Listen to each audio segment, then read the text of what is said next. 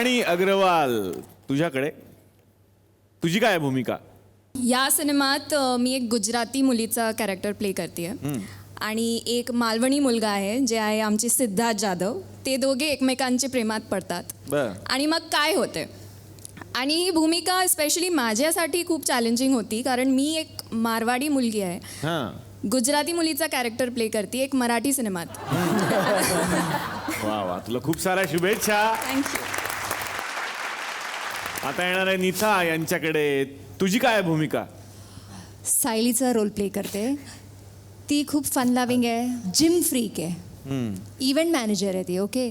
आणि तिला जिमला जाणारी मुलं खूप आवडतात आणि ती ज्यांनाही भेटते त्यांना जिमला जायला फिटनेस बाबतीत खूप इन्स्पायर करत असते. तसं ती सौरभला पण करते. ती भेटते जेव्हा काय होतं त्याच्या लाईफमध्ये, तिचे लाईफचे कन्फ्युजन्स, फिल्ममधले कन्फ्युजन्स, हे तुम्हाला सगळं फिल्म बघतानाच कळेल की काय. अन्विता. माझं या नाटकातलं कॅरेक्टर आहे प्रज्ञा गंभीर. हां. ती सायकोलॉजीची स्टुडंट आहे आणि ती घरातलं गंभीर घरातलं शेंडेफळ आहे. ती थोडी सायको आहे आणि थोडी लॉजिकल आहे. तसा गंभीरांच्या किंवा आमच्या नाटकातला प्र फॅक्टर मी आहे आणि त्यामुळे काय मजा घडते हे बघायला तुम्हाला यायला लागेल नाटकात. खूप साऱ्या शुभेच्छा या नाटकासाठी आणि या टीमला. आता येणार आहे उमेश जाधव यांच्याकडे.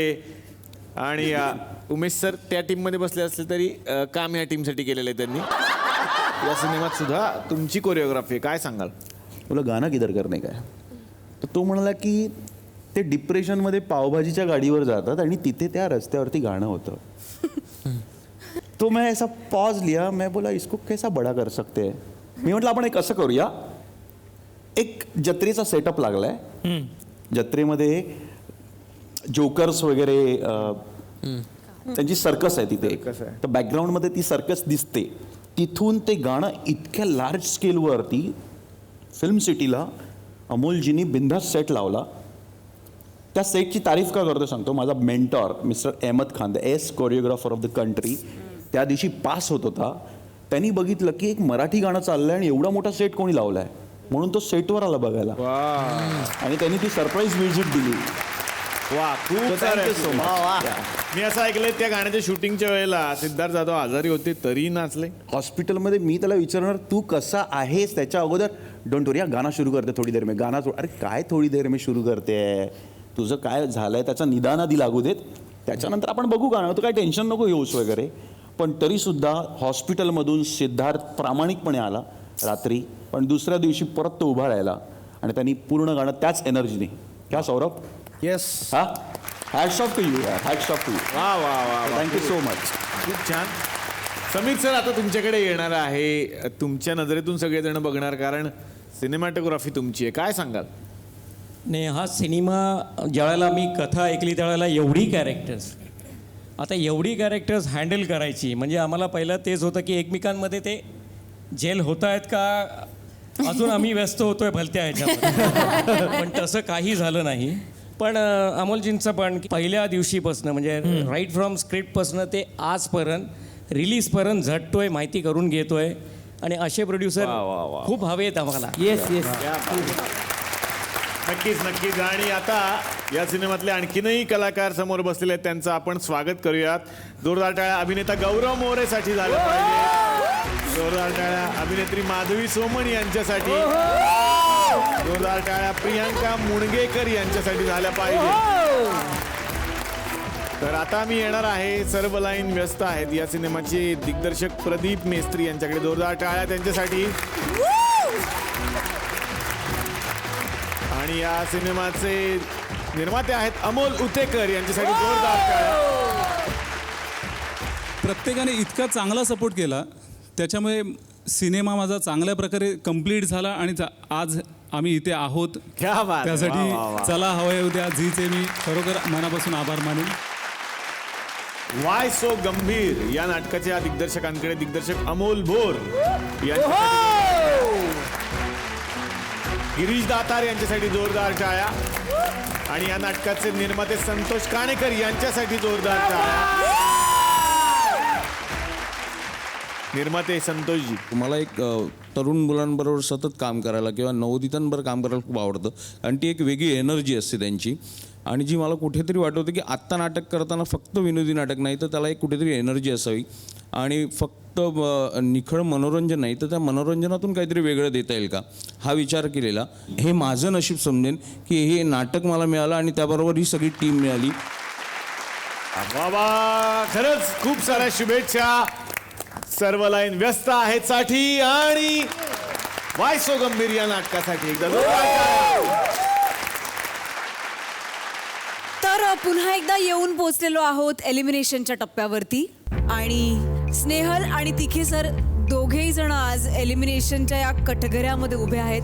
बघूया फायनल निकाल काय लागणार आहे. त्यासाठी नेहमीप्रमाणे बोलवूयात कबूतर काकांना. या काका.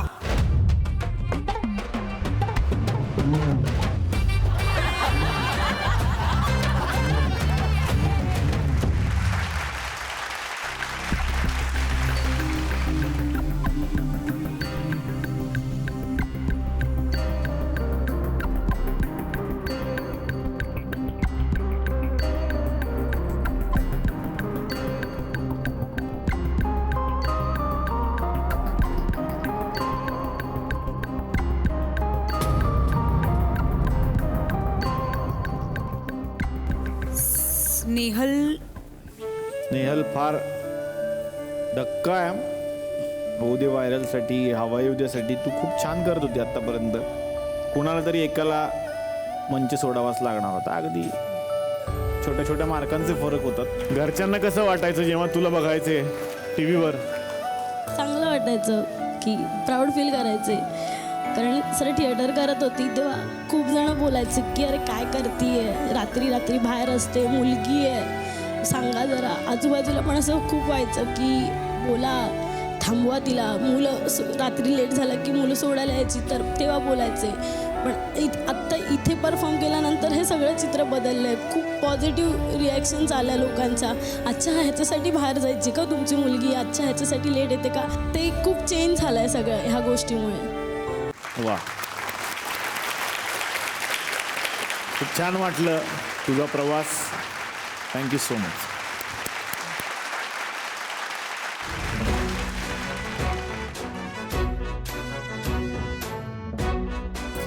स्नेहल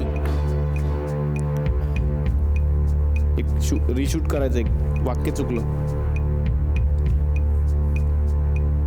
घरातून बाहेर पडल्यानंतर आता लोकांना वाटतंय तर वाक्य असं घ्यायचं तुला आता की आता मी फिनालेपर्यंत जाणार आहे पुढच्याही राऊंडला.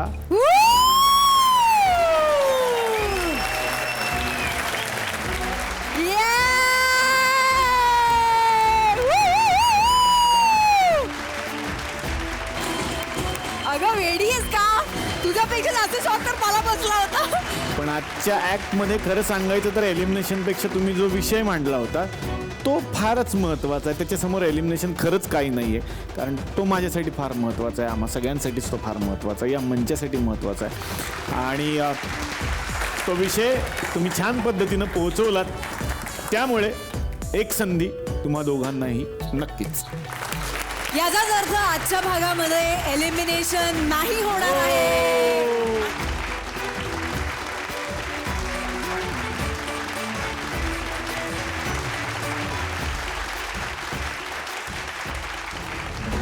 तर खूप छान वाटलं की कालच्या आणि आजच्या भागामध्ये तुम्ही सगळे या मंचावरती आलात.